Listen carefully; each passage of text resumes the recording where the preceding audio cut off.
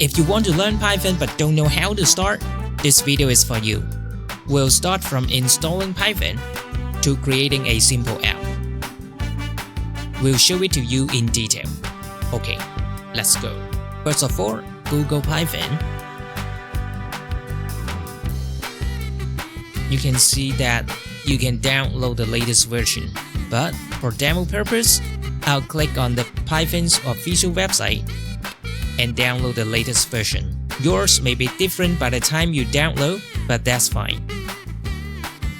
After downloading, simply double-click on the installer, then click on the Add Path, because once you add the path, you can call Python commands in command prompt.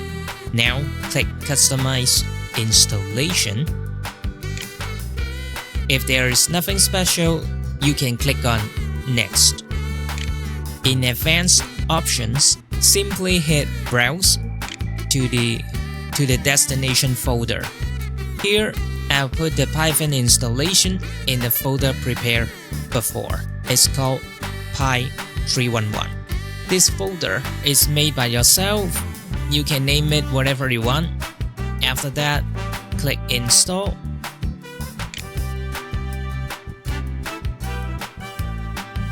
Once it's done, you can get rid of the installer. Usually, I'll open command prompt. Let's see if I can use it. If there's no problem, you can exit.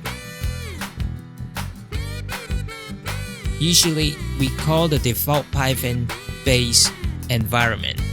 By convention, I'll make a new environment on top of the base environment for testing any newly created app. Just do it as an insurance step so as to avoid rebuilding the base environment or even complete reinstallation of Python. Let's open the command prompt, mkdir, create a new folder. In this case, I'll put it in D drive, this one, the WENF folder. This folder can be pointing to wherever you want. cd change directory to this folder.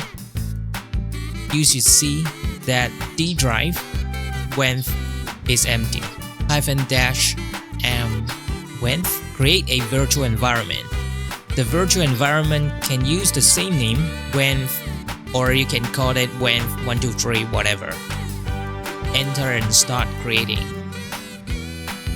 Once done, dir, and you should see the WENF folder in D drive WENF. Let's go back. This is the base environment we've just created. It's inside this folder, Py311. You can see all these files, lib, scripts, python.exe, something like that. In D drive WENF, you can see the environment WENF. Click inside, you can see the folders, lib, and scripts. Go back to command prompt and activate the environment WENF.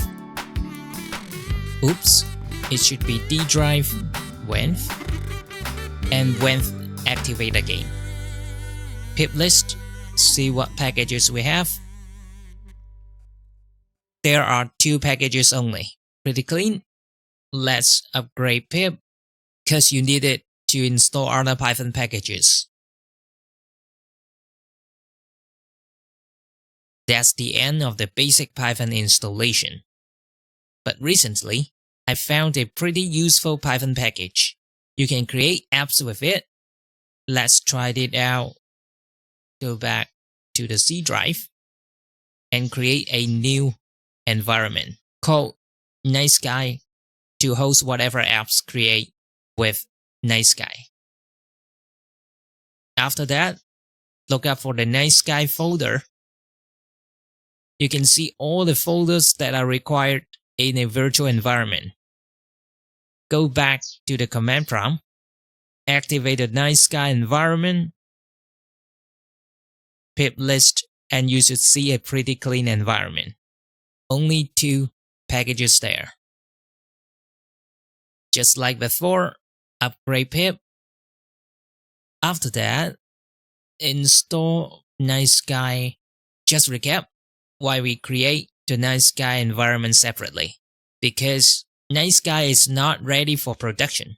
It's still under development. It may crash with the base environment, so it's better having a separate environment like this, just to play safe.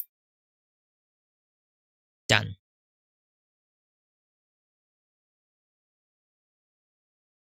Let's start the idle. If no errors, Control N, open a new file,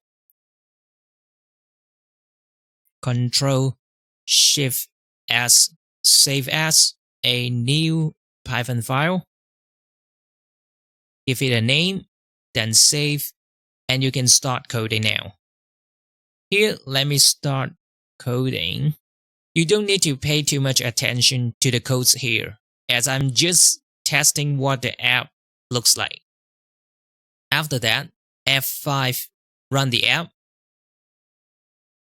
If you didn't save, you see this system message. It'll be pretty slow for the first time you open the app. When you see this message, that means your app is loading. If this is your first time running nicegui, you'll get a firewall warning like this. Simply allow it and it should be fine. Done. This is the app. It only has one line, pretty simple. Let me add a button below. F5, run it again. It's faster when you run nicegui for the second time. Seems like the app isn't updated. Doesn't matter. For UI.run, set it to reload equals false, native equals true. Run it again.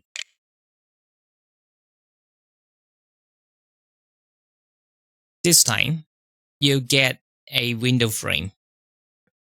You can see the button here below this sentence. Now you can try writing your app.